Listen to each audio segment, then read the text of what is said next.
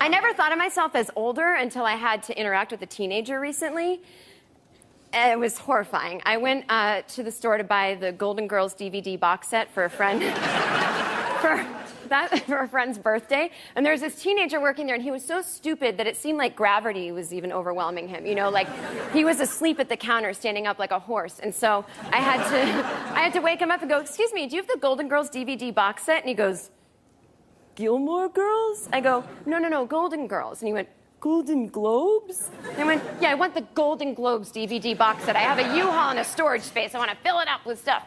And I said, "No, Golden Girls." He goes, "What's that?" I go, "Excuse me? What's Golden Girls?" And he goes, "Yeah." I go, "It's a sitcom from the 80s. He goes, "I don't need to know that. I was born in the 90s. You got to know your history, you know? And it's like... So this kid knows nothing that happened before 1990. Like, he just walks into an Urban Outfitters and sees a Rubik's Cube on the counter and is like, "This is a cool new thing," you know? Or he's watching American Idol going, "That Steven Tyler really knows his stuff. Too bad he's never done anything else." And it's like, my husband and I don't want to have children, and people always say, "Well, who's going to take care of you when you're old if you don't have kids?" And I'm like, obviously servants, because I don't trust this generation of dummies. So... And I know you're like, "Oh, thank you." And I know you're like, "It's such a shame you're not having kids. You seem really maternal." But I just never had that instinct to ruin my life. And so,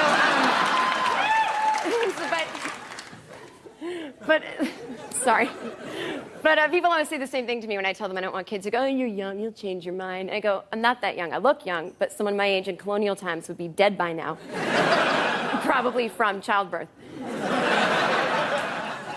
And don't tell me I'll change my mind. I don't go to your kid's first birthday party and go, "Oh, you still got this thing? You'll change your mind." But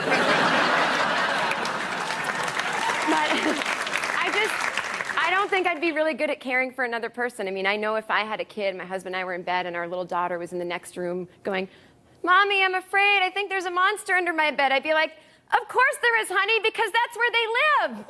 And if you know it's good for you, do not make eye contact with that clown doll on your chair." Thank you guys. Good night.